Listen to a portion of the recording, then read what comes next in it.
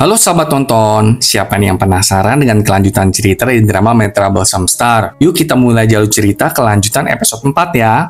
Gak hanya itu, Dogo juga berkata kalau dirinya bersyukur Chungja dalam keadaan baik-baik saja. Mendengar pernyataan Dogo membuat Chungja tersipu malu. Keesokan harinya di dunia hiburan, Sunyong yang dulunya adalah penata gaya Sera terkejut setelah mengetahui bahwa Sera telah kembali. Di tempat lain, sekembalinya Hyung dari festival film Cannes, Hyung segera diserbu oleh para reporter. Dan saat itu, Hyung menyampaikan pidato yang sama persis seperti yang disampaikan Sera bertahun-tahun lalu. Hal ini ditonton oleh Chungja, dan tentu saja, Chungja makin jengkel dengan tingkah laku nggak tahu malu Hyung. Udah ngambil posisi jadi copycat pula ini orang satu. Kemudian, saat sedang tidur siang, Chungja mendapatkan telepon yang mengejutkannya.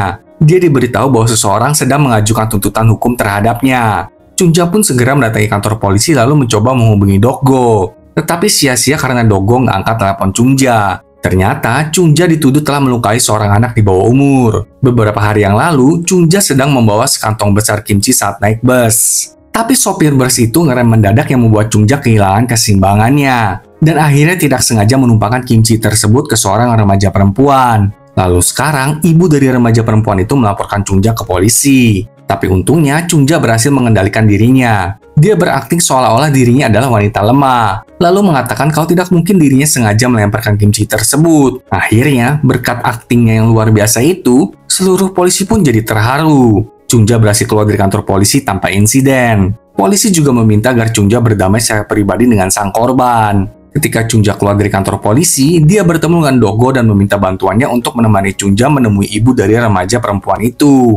Awalnya si ibu tuh mengungkapkan rasa tidak sukanya kepada Chungja, mengklaim putrinya jadi mengalami trauma sejak ditumpahi kimchi. Tapi Dogo segera membalikan keadaan. Dogo memperlihatkan CCTV dari dalam bus, lalu dengan pintarnya membalikan keadaan. Dan karena tidak dapat berkata apapun lagi, ibu korban pun setuju untuk berdamai dengan Chungja. Setelah drama yang panjang itu, Chungja serta Dogo pun makan siang bersama. Saat sedang makan bersama, Chungja jadi teringat masa lalunya. Ketika itu, Sera sedang makan makanan yang sama lalu bertemu dengan Dogo muda. Sepertinya Sera juga memiliki perasaan kepada Dogo muda. Meskipun begitu, Chungja nggak mengetahui kalau orang di depannya adalah petugas polisi yang dulu disukainya. Berbekal ambisi baru, Sera akhirnya memutuskan untuk bertemu dengan Taesuk terlebih dahulu. Meskipun begitu, awalnya Taesuk tidak mempercayai kalau wanita acak-acakan di depannya adalah Sera, lalu menyuruh bawahannya untuk mengusir Chungja. Karena terdesak, Chungja akhirnya membocorkan beberapa kisah cinta Taesuk zaman dulu, yang hanya diketahui oleh Sera dan Taesuk. Setelah mendengar cerita Chungja, Taesuk langsung memeluknya. Keduanya pun akhirnya mengobrol bersama. Chungja menjelaskan bahwa dirinya kehilangan ingatan. Dia hanya mengingat saat dirinya kecelakaan setelah mendapatkan penghargaan.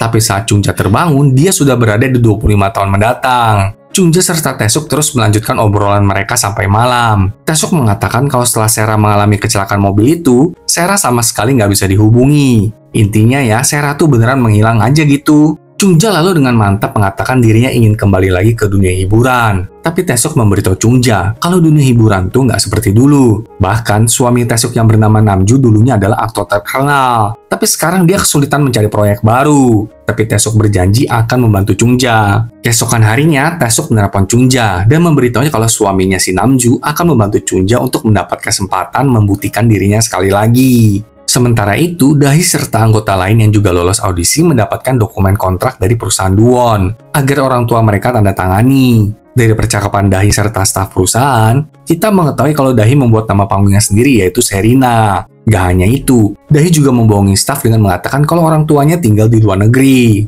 Kemudian Taesuk dan Chungja bertemu kembali. Taesuk memberitahu Chungja kalau Namju telah merekomendasikan Chungja untuk peran figuran sebagai pembantu rumah tangga. Meskipun itu adalah peran sederhana, Chungja pun menerima tawaran itu dengan hati bersyukur. Saat dini hari, Chungja terbangun akibat mimpi buruk. Dia menangis memikirkan mengapa ia harus pergi naik mobil yang membawanya pada kecelakaan 25 tahun yang lalu. Namun tak ada waktu untuk meratapi, karena tiba-tiba alarm Chungja berbunyi, menandakan sudah waktunya Chungja bersiap untuk ke lokasi syuting. Saat tiba di lokasi syuting, Dogo menelpon Chungja, yang dengan semangat memberitahunya kalau sekarang Chungja sedang berakting lagi. Dogo tentu bingung dengan perkataan Chungja dan segera pergi untuk menemuinya. Kemudian Chungja menyapa pemeran utama wanita dalam syuting itu. Tapi pemeran utama wanita segera tidak menyukai Chungja dan bersikap sangat kasar terhadapnya. Namun Chungja tetap bersikap sabar. Setelah itu, Taesuk mendatangi lokasi syuting dan membagikan camilan untuk sutradara serta para kru atas nama Chungja. Tapi di tengah-tengah proses promosi, Hyung mengkonfrontasi Taesuk, menanyakannya apa yang sedang diperbuatnya. Taesuk tidak memberitahu Hyung apapun.